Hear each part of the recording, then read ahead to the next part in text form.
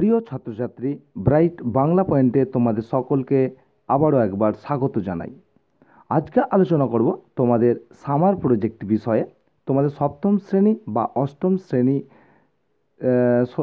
শ্রেণীতে যে তোমাদের সামার প্রজেক্ট দিয়েছে তার মধ্যে একটি পশ্চিমবঙ্গের গ্রাম পঞ্চায়েত গঠন ও কার্যাবলী। তো এই বিষয়ে আজকে আলোচনা করা হচ্ছে এই ভিডিওতে। তো চলো সরাসরি আজকের এই ভিডিওতে বা প্রকল্পতে।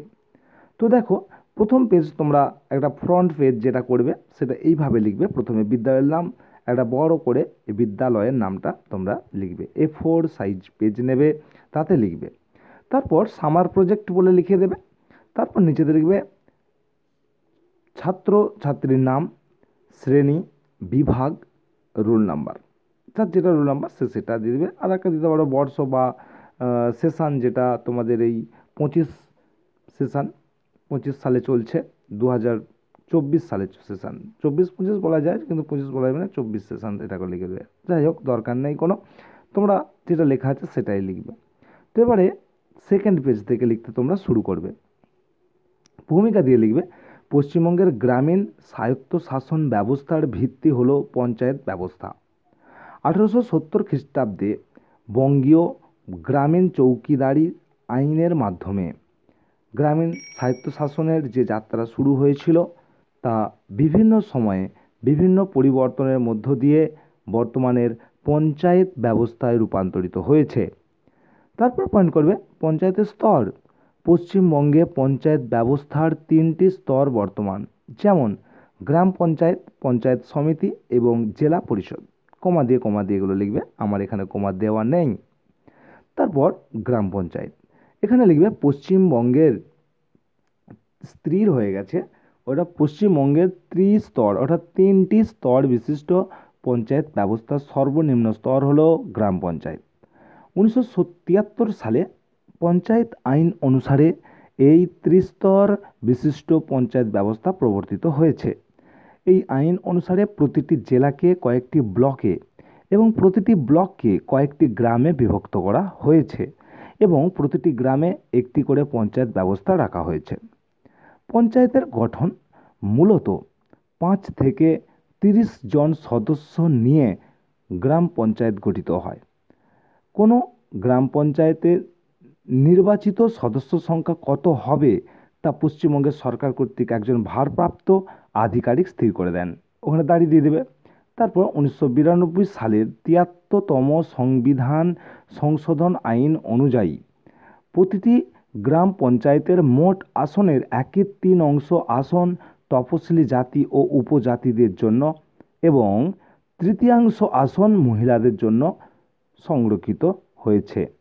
গ্রাম পঞ্চায়েতের নির্বাচিত সদস্যদের কার্যকালের মেয়াদ থাকবে 5 বছর।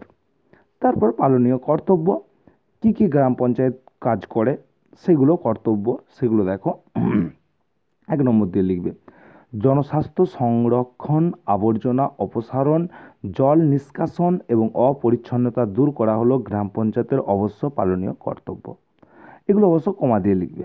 তারপর ম্যালেরিয়া, বসন্ত, কলেরা রোগ ও অন্যান্য সংক্রামক রোগ নির্ধারণ করা এবং তার প্রতিকারের ব্যবস্থা করা, এগুলো অবশ্যই কমা দিয়ে, এগুলো আমার খুব ওখানে মিস্টেক হয়ে গেছে, এগুলো তোমরা কমা দিয়ে দেবে। 3 নম্বর পানীয় জল সরবরাহ, জলাধার পরিষ্কার ও জীবাণুমুক্ত রাখা। 4 নম্বরে লিখবে জনসাধারণের ব্যবহৃত রাস্তা তৈরি করা, সংরক্ষণ করা এবং মেরামত করা।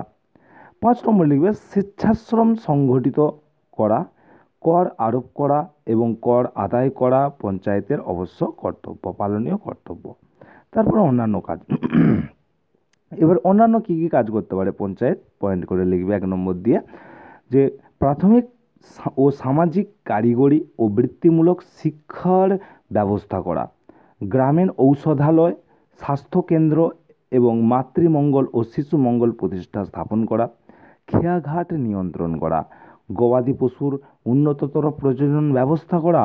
5 নম্বরে লিখবে ক্ষুদ্র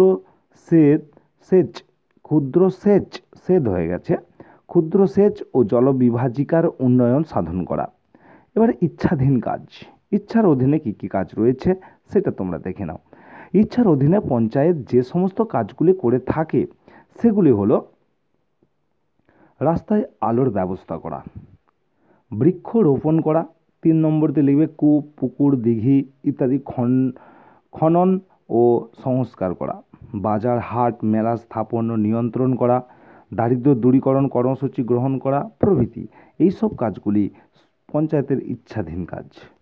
এই পর্যন্তই রইল। এই ছিল আমাদের আজকে আলোচনার বিষয়। তো আবার দেখা হবে আবার একটা ভিডিও নিয়ে। যদি ভিডিওটি ভালো লাগে অবশ্যই একটা লাইক করে দিও, তাছাড়া সাবস্ক্রাইব করতে ভুলো না। ভালো থেকো, সুস্থ থেকো। জয় হিন্দ।